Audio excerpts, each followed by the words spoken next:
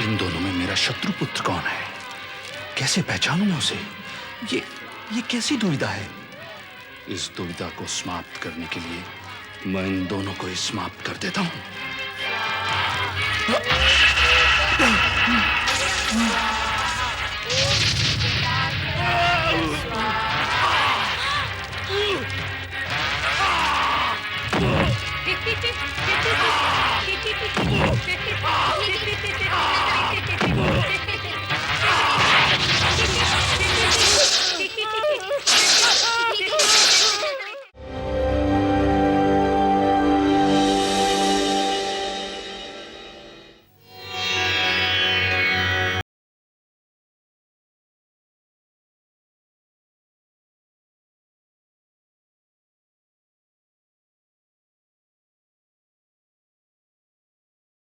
ओम नमः शिवाय।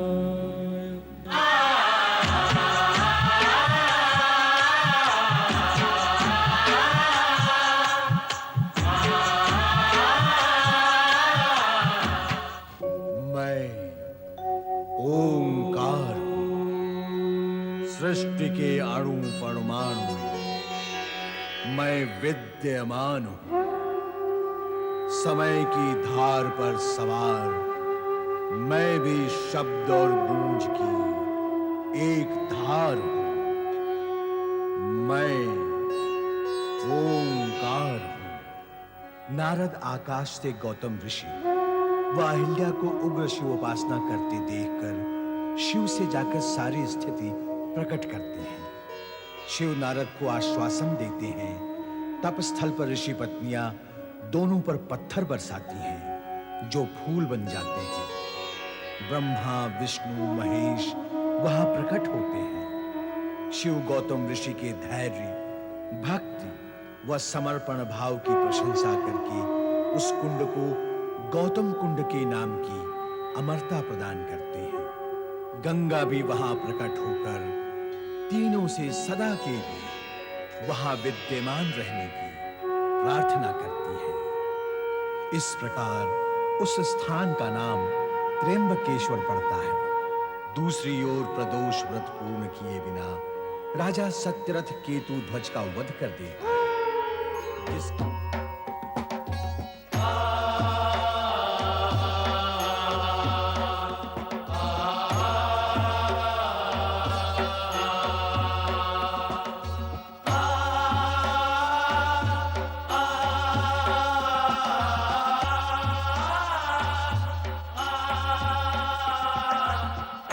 पति परमेश्वराय नमो नमः।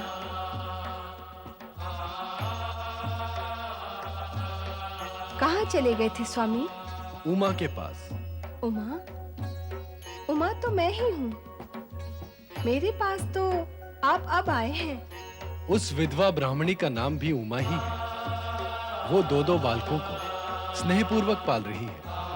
तुम्हें उसकी सहायता करनी चाहिए। नारायण नारायण। माता पार्वती सहायता तो करेंगी ही, परंतु उन दोनों बालकों के भविष्य का क्या होगा भगवान? नारद, पता नहीं अज्ञानवश अथवा ज्ञानपूर्वक, अज्ञान की तुम कभी-कभी ऐसी बातें करने लगते हो कि हमें भ्रम होने लगता है कि कहीं तुम्हें मति भ्रम तो नहीं हो गया है। क्या अपराध हो गया प्रभु मुझसे? अज्ञान और बुद्धिहीनता से अपराध ही जन्म लेते हैं।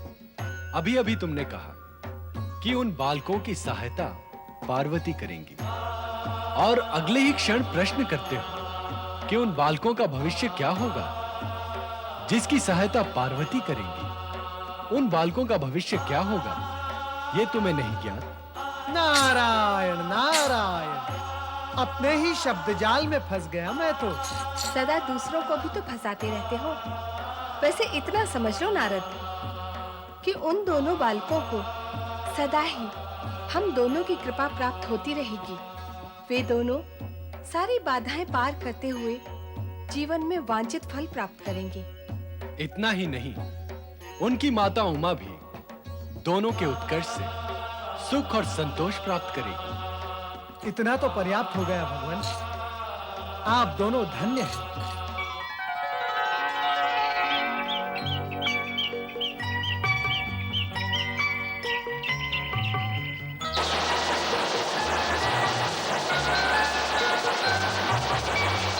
आजा आजा आजा आजा आजा सुचिव्रत आजा आजा आजा। जय जय मृत्युंजय महादेव, जय जय मृत्युंजय महादेव, जय जय मृत्युंजय महादेव, जय जय मृत्युंजय महादेव, जय जय मृत्युंजय महादेव, जय जय मृत्युंजय। आयुष्मान भव।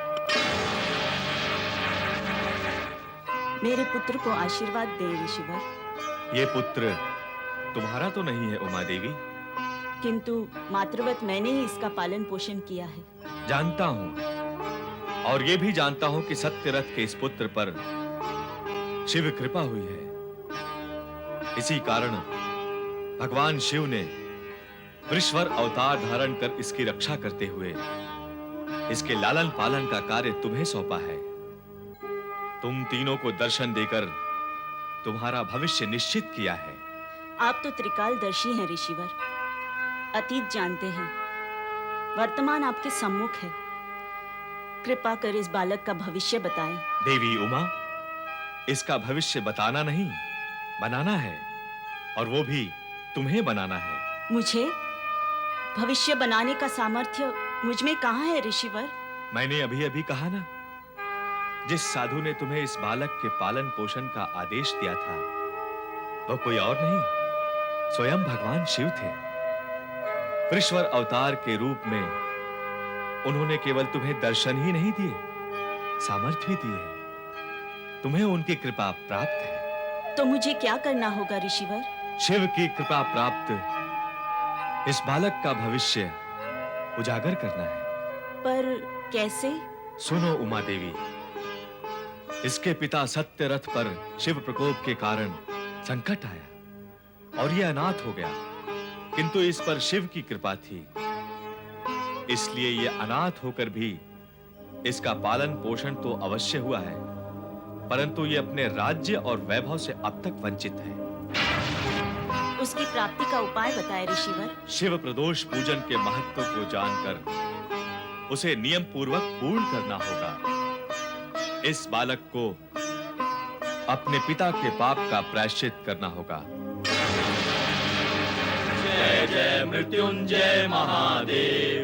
महाराज, आप अपने शत्रुपुत्र की खोज करके थक गए थे, किंतु आपकी कृपा से मैंने उसे खोज लिया है। कहाँ है वो? उमा नाम की ब्राह्मणी अपने पुत्र के साथ साथ उसका भी पालन कर रही है। ब्राह्मणी का पुत्र सुचिव्रत और आपका शत्रुपुत्र धर्मगुप्त दोनों महर्षि शांडिल्य की आज्ञा अनुसार शिव प्रदोष व्रत की पूजा शिवालय में आरंभ करने जा रहे हैं। बस,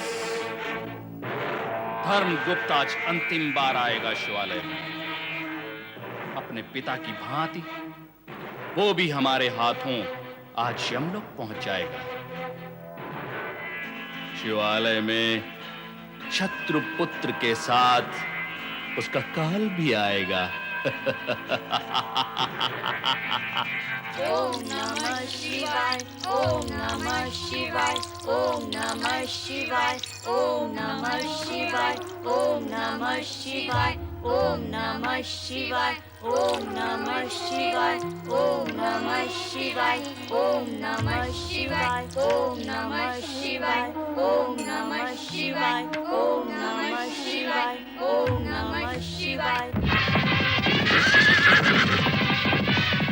ओम नीलकंठाय स्वाहा, ओम मृत्युंजयाय स्वाहा, ओम महाबीजाय स्वाहा, ओम रुद्राय स्वाहा।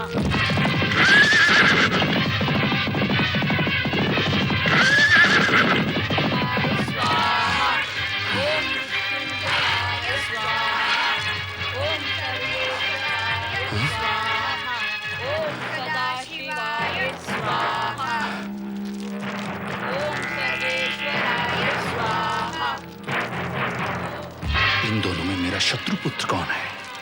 कैसे पहचानूं मैं उसे? ये कैसी दुविधा है? इस दुविधा को समाप्त करने के लिए मैं इन दोनों को ही समाप्त कर देता हूं।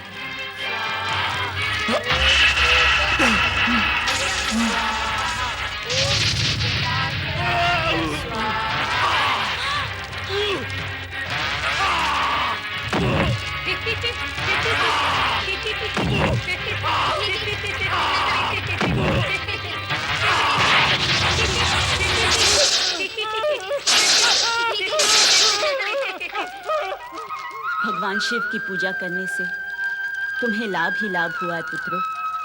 वो दुष्ट शत्रु जो दोनों हाथों में तलवार लेकर तुम्हारा अहित करने आया था, शिव कृपा के कारण ही आज तुम्हारी उससे रक्षा हुई है। भगवान शिव की शरण में आने से वे सदा भक्तजनों की रक्षा करते हैं। हाँ माँ, हम दोनों भाई आजीवन शिव पूजा करेंगे। तुम्हारा कल्याण हो। ओम नमः शिवाय। ओम नमः शिवाय।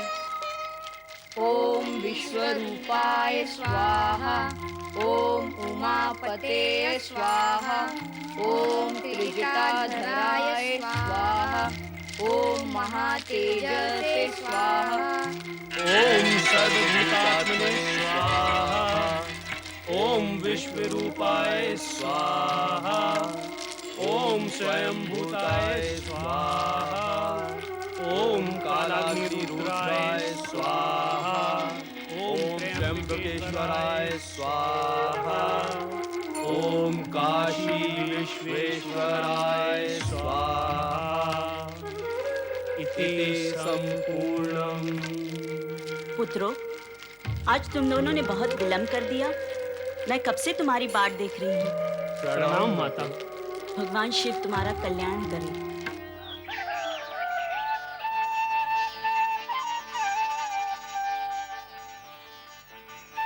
प्रिय धर्मगुप्त, महर्षि शांडिल्य के कहे गए वचन तुम्हें स्मरण है? हाँ माते, मेरे पिता महाराज सत्यरथ ने शिव प्रदोष पूजा का कार्य अधूरा छोड़कर अपने परिवार पर शिव कोप को आमंत्रित किया था।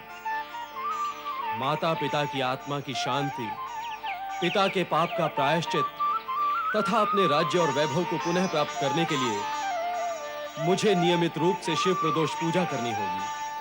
शिव प्रदोष व्रत की विधि तुम दोनों को ज्ञात हो गई है?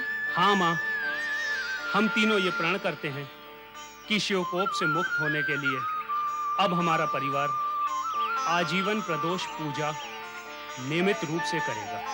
और हम आजीवन इस धर्म व नियम को निभाएंगे मां। भैया शुचिव्रत, मां ने भिक्षा मांग मांग के हम दोनों का पालन पोषण किया है। हाँ भैया, उन्होंने हमारे लिए बहुत कष्ट उठाए हैं और उठा भी रही हैं। किंतु कब तक वो हमारे लिए संघर्ष करती रहेंगी भैया? अब हम युवा हो गए हैं, हमारे होते हुए वो कष्ट उठाएं, ये तो हमारे लिए लज्जा की बात है।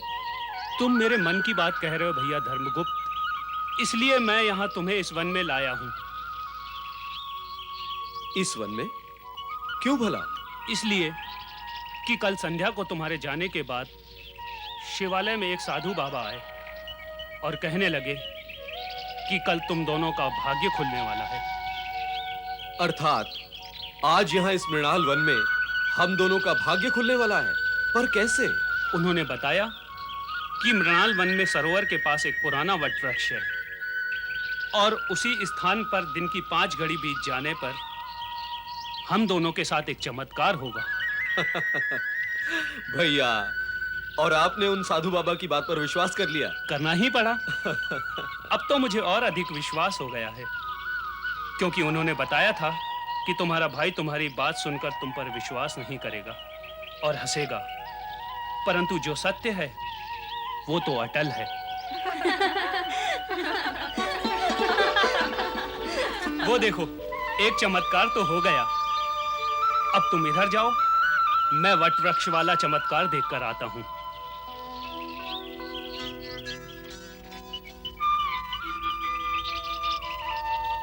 वाह, कितने सुंदर फूल। वाह, ओह, क्या सुंदरता, क्या श्वास है। सखी अंशुमति, सुंदरता तो हम देख ही रहे हैं, किंतु सुवास का ज्ञान हमें नहीं है। लो, स्वयं स्वयं सूंघ के देख लो। तो तुम इन पुष्पों की चर्चा कर रही थी? तो और कौन है मेरे समीप जिसकी मैं चर्चा करूं? ध्यान से दृष्टि घुमाकर देखो तो दिखाई देगा कि बहुत कुछ है तुम्हारे समीप। बहुत कुछ क्या, सब कुछ है। अरे अरे, कहाँ जा रही हैं आप? मैं गंधर्वराज कोद्रविण की पुत्री राजकुमारी अंशुमति हूँ। आप कहना चाहती हैं कि आपका नाम अंशुमति है, आपके पिता गंधर्वराज हैं जिनका नाम कोद्रवीण है। अरे, आपका नाम क्या है, आपके पिता कौन है, इससे मुझे क्या लेना देना? मुझे क्या मतलब आपके या आपके पिता के नाम से? आप मरुस्थल या पर्वतीय क्षेत्र से आए हैं क्या? नहीं तो। फिर इतनी कठोर और शुष्क बातें क्यों कर रहे हैं आप? देखिए, मैं आपसे तर्क नहीं करना चाहता देवी अंशुमाली। अंशुमाली नहीं, अंशुमति। आपको क्या हमारी सखी माली दिखाई देती है? मैंने कहा ना, मैं आपसे तर्क नहीं करना चाहता हूँ। पर हम करना चाहते हैं। दो बार आपको अंशुमति नाम बताया गया, फिर भी आपने इन्हें अंशुमाली क्यों कहा? उत्तर दें। मैं क्या आपके अधीन हूँ? आपके शासन या प्रभाव में हूँ जो उत्तर दूं? मैं चला। तनिक सुनिए श्रीमान, मैं यहाँ अपने पिताश्री की आज्ञा से आई हूँ। तो मैंने कब आपसे प्रश्न किया कि आप यहाँ पे किसकी आज्ञा से आई हैं? आप सुनते कम और बोलते अधिक हैं। कौन मैं? मैं बोलता अधिक हूँ। आप क्यों अपने गुणों की गठरी मेरे सिर पर रख रही हैं? आगे सुनिए। कल पिताश्री को एक साधु महाराज ने दर्शन दिए और कहा था कि आज दिन के 5 घड़ी बीतने पर मृणाल वन के सरोवर के किनारे एक सुंदर नवयुवक पीले वस्त्र धारण करके आएगा और वही वही वही वही वही वही क्या? वही वही के पश्चात यही यही होता है। हमारी सहेली का अभिप्राय वही है, वही। फिर वही वही। पीत वस्त्रधारी सुनो, अंशुमति का कहना है कि यही है वो। अर्थात वही है यह। वही वही, यही यही। ये क्या कर रहे हैं आप? पिताश्री आ रहे हैं, वो आपको सब कुछ बता देंगे।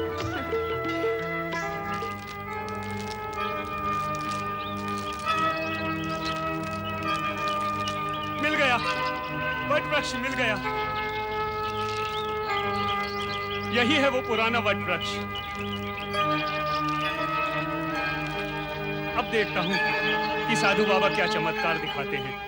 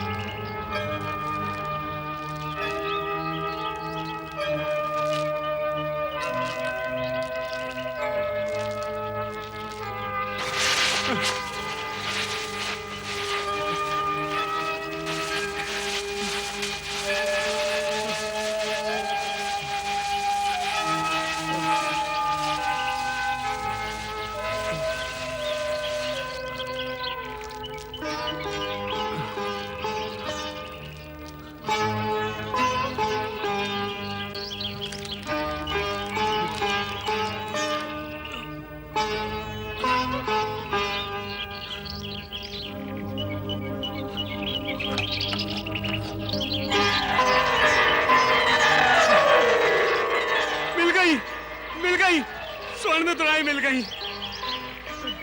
साधु बाबा ने सत्य ही कहा था कि आज चमत्कार होगा। मिल गई, स्वर्ण मुद्राएं मिल गई।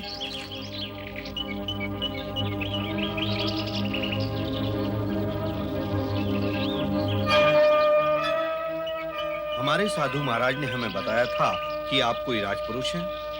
उन्हीं साधु महाराज की आज्ञा और आशीर्वाद पाकर मैं अपनी पुत्री अंशुमति का विवाह आपके साथ करने के लिए वचनबद्ध हूँ।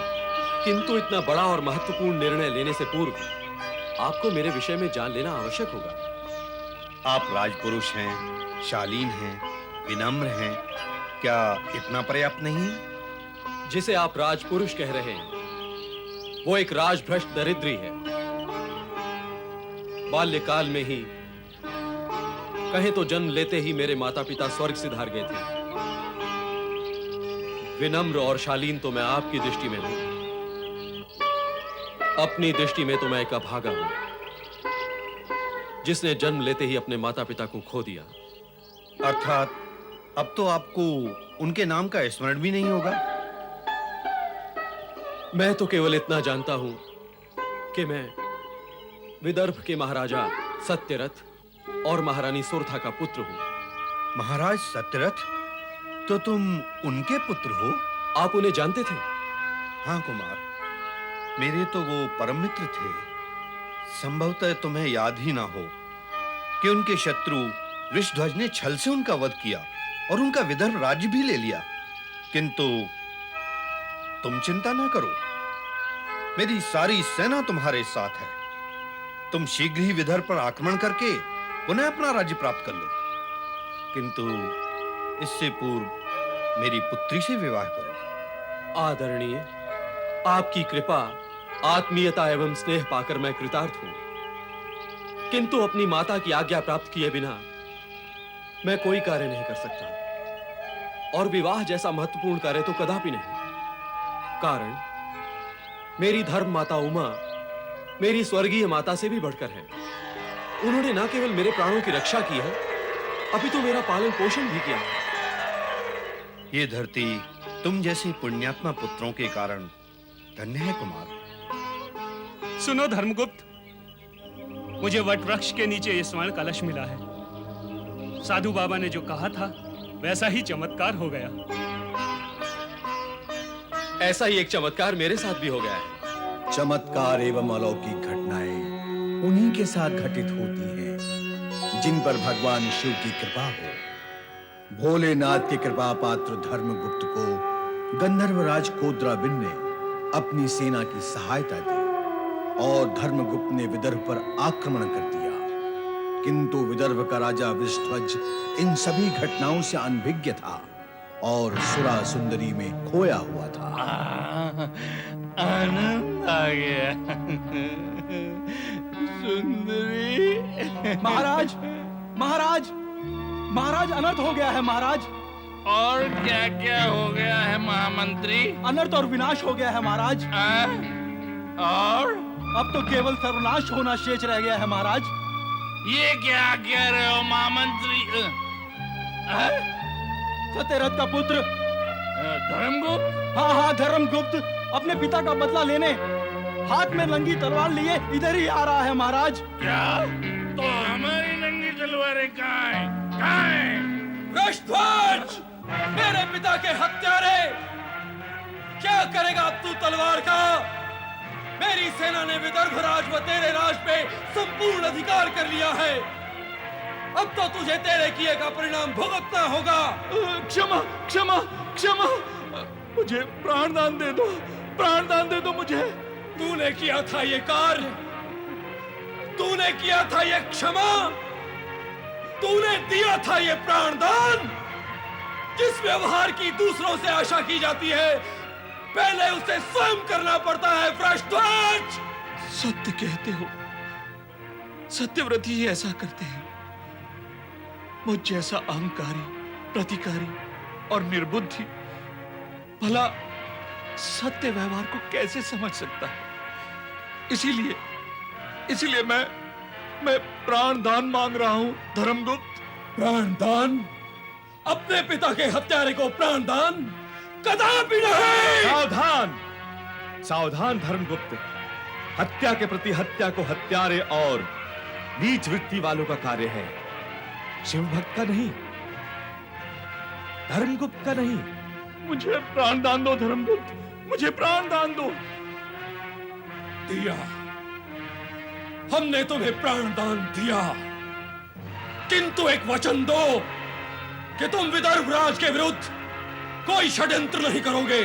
मैं वचन देता हूं कि विदर्भ राज और तुम्हारे विरुद्ध कोई षड्यंत्र नहीं करूंगा। तुम्हारे लिए सदैव शुभकामनाएं करता रहूंगा। शिव भक्ति का प्रचार करते हुए सदाचार से अपना राज्य चलाते रहो। भगवान शिव तुम्हें सुबुद्धि दे। ओम नमः शिवाय। मेरी एक प्रार्थना है महाराज धर्मगुप्त, आप मेरे राज्य और विदर्भ राज्य का कार्यभार संभालें। मैं अपने जीवन की मुक्ति के लिए शिव प्रदोष व्रत करने जा रहा हूं। ओम नमः शिवाय। विदर्भ राज्य के प्रजाजनों, वर्षों पूर्व धर्मगुप्त के पिता सत्यरथ द्वारा प्रदोष व्रत पूर्ण न करने पर उनका वध हो गया था और उनका राज्य छिन गया था। आज धर्मगुप्त द्वारा प्रदोष व्रत पूर्ण करने पर वो राज्य पुनः प्राप्त हो गया है। ये सब शिव प्रदोष व्रत की महिमा का ही परिणाम है।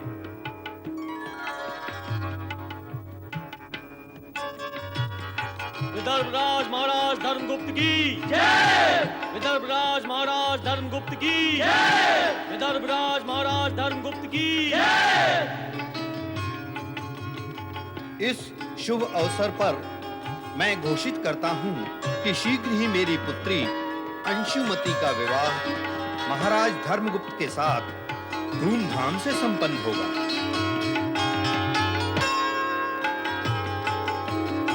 हर्षोल्लास के इस शुभ अवसर पर शिव कृपा से मैं आपको जो सूचित करना चाहता हूं, आज मैं जीवित आपके सामने खड़ा हूं तो वो मेरी माता उमा देवी की ममता का परिणाम है। इन्होंने पाल पोस कर मुझे बड़ा किया, इनका ये ऋण तो मैं उतार नहीं सकता, किंतु उपकारवश मेरा मस्तक सदा इनके चरणों में नतमस्तक रहेगा।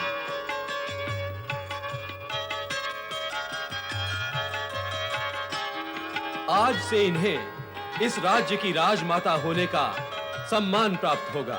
राजमाता की जय। राजमाता की जय।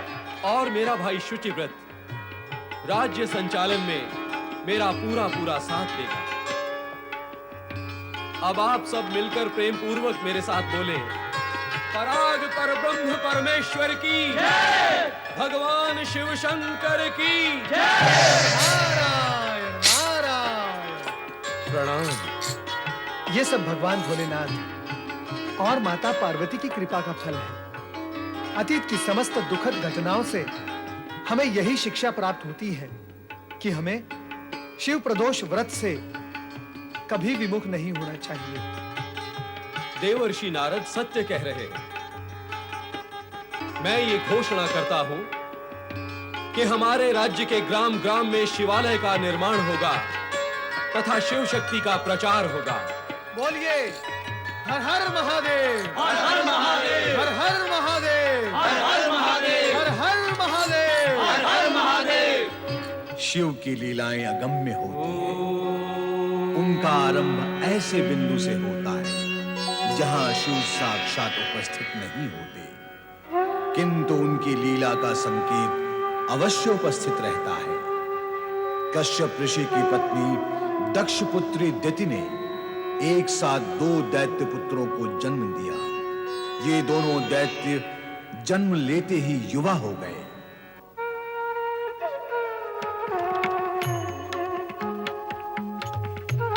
प्रणाम माते।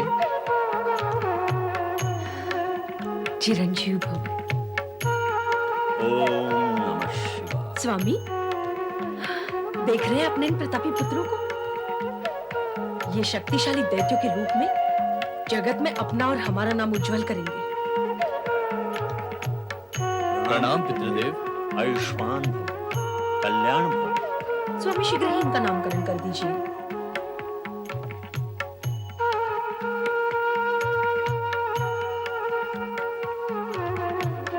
पुत्रों, तुम दोनों के केस स्वर्ण की भांति दमक रहे हैं।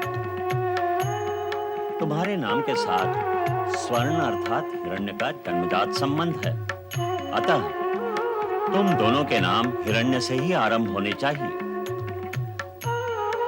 तुम्हारा नाम हिरण्याक्ष तथा तुम्हारा हिरण्यकश्यप उत्तम रहेंगे। सुंदर, अति सुंदर। रूप के अनुकूल ही नामकरण किया है अपने स्वामी। तिथि पुत्रों को यही नाम शोभा देंगे। पुत्रों, तिथि पुत्र होने से तुम दैत्य अवश्य हो, किंतु यह भी ध्यान रहे कि तुम एक ऋषि पिता की संतान हो। इसलिए जीवन में धर्म के विरुद्ध आचरण करने की भूल कभी न करना। पिता का यह आदेश हमें सदा स्मरण रहेगा। पिता की इच्छा और आदेश के विरुद्ध आचरण करने का विचार हमारे मन में कदापि नहीं आएगा पितृदेव। कल्याण भव। सुनो रे पुत्र, अपने पिता की इच्छा और आज्ञा के अनुसार आचरण करते हुए तुम दोनों को अपनी माता की आकांक्षाओं का भी ध्यान रखना होगा। और मेरी तुम दोनों से यही आशा है कि तुम तीनों लोगों पर विजय प्राप्त कर स्वर्ग के स्वामी तथा सम्राट बनोगे, अर्थात तीनों लोगों पर तुम्हारा ही शासन होगा। होगा माता, अवश्य होगा। हम तीनों लोगों पर विजय प्राप्त करेंगे। हाँ माता, हम आपकी कामना और इच्छा को फल तक अवश्य पहुंचाएंगे। हम जगत के समस्त दैत्यों को एकत्रित कर एक विजय सेना बनाएंगे और सर्वप्रथम हम स्वर्ग पर अधिकार करेंगे। हम वही करेंगे जो आप चाहती हैं माता। अब हमें विश्व विजय के लिए प्रस्थान करने की आज्ञा दीजिए माता। मेरा आशीर्वाद है, तुम दोनों विजयी हो। नारायण नारायण नारायण, श्रीमन नारायण नारायण नारायण। दैत्यराज हिरण्याक्ष की जय! दैत्य जाति के शूरवीर सैनिकों, इस सत्य को समझ लो कि इस जगत में श्रेष्ठ और शक्तिशाली हमारी जाति है। इसलिए इस जगत पर शासन करना हमारा, केवल हमारा अधिकार होगा। नारायण नारायण। हमें तीनों लोगों पर अधिकार प्राप्त करना है और हम वो करके रहेंगे। हमारी इस विजय यात्रा में यदि कोई देवता या मनुष्य विरोध करे तो उसे कुचलकर हमें आगे बढ़ना होगा। जगत के विनाश के लिए एक असुर ही पर्याप्त होता है। यहाँ तो दो दो असुर राज तीनों लोकों पर आक्रमण करके विनाश लीला का आयोजन कर रहे हैं। नारायण नारायण। सामने आए हर विरोधी को मिटाकर ही हम अपने लक्ष्य तक पहुंच सकेंगे। और हमारा लक्ष्य है तीनों लोकों पर दैत्य शासन का विजय ध्वज फहराना। दैत्यराज हिरण्याक्ष की जय! महाबली हिरण्यकश्यप की जय! दैत्यराज हिरण्याक्ष की जय! ये विनाश लीला का तांडव प्रारंभ होने से पूर्व ही इस कटु सत्य की सूचना मुझे भगवान भोलेनाथ को दे ही देनी चाहिए। नारायण नारायण।